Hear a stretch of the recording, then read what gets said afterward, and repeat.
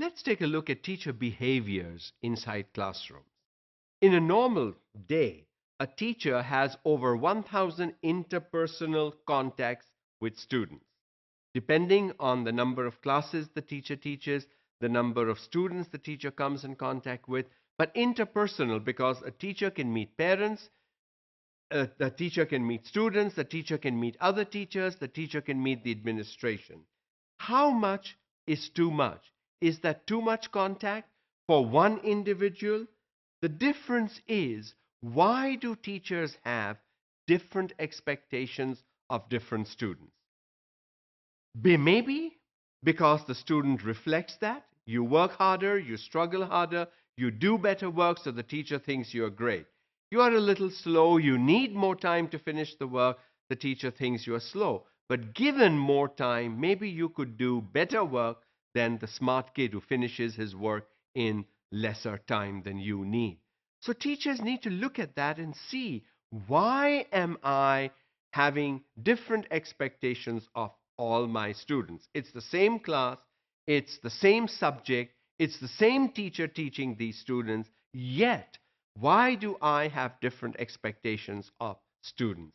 How do I bring the not so highly achieving students to achieve highly in my class? Think about it. A teacher at any given time performs multiple roles.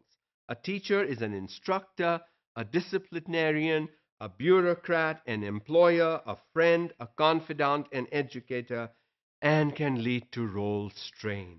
How many different roles is a teacher expected to play at any given time? With these multiple roles, yes, there will be stress, yes, there will be strain. What do you as the teacher do to overcome the role strain? You have to play those roles. You can't say, oh, the student is hurt, I'm not a nurse. No, as a teacher, you will go and do whatever it needs to be done. And that's another role that you then play. How many different roles is a teacher expected to play, and how does the teacher survive performing those different roles?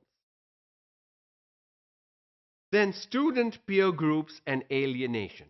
In a class, students group together, and in a school, students group together, and that's why different students have different friends, just like adults do. We all, even if we work in an office, we all of us don't have the same friends in the office. We have different people we get along with. Similarly, students in classrooms get along with different students in the same classroom. So students in vocational programs and headed toward low status jobs, if you are going to schools under TEFTA where you receive a vocational education, you receive training so that you can get a job and work, then that will be your status. An average 12-year-old has seen 18,000 murders on television today.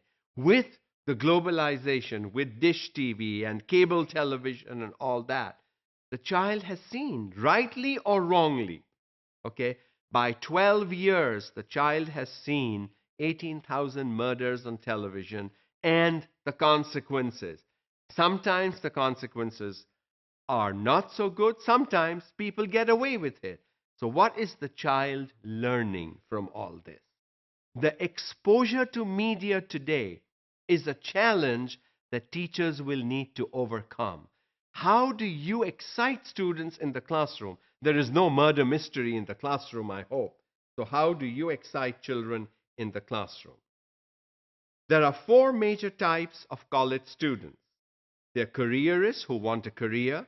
There are intellectualists who want to write and think and do those kinds of things. There are the strivers who will struggle and get to a certain point in life. And then there are the unconnected. Their life philosophy is, I don't care. If it works, good. If it doesn't work, no problem. Now, schools are far more than collection of individuals. Yes, individuals collect, individuals get together, but what happens? These individuals bring a lot of baggage with them, their culture, their language, their religion, their geography, their family background, their socioeconomic status. What does the teacher do with all that excess baggage? Income differences are becoming wider today. As income differences become wider, schools need to consider, what do we do? How can these people earn so that they can live a decent life for themselves in the future? We don't want a bipolar society. And so we need to bring in equality and get rid of the inequality. Inadequate schools, not needed. Tracking, not needed. De facto segregation, this is a section for the bright kids, this is a section for the not so bright kids, and gender discrimination. All this must stop.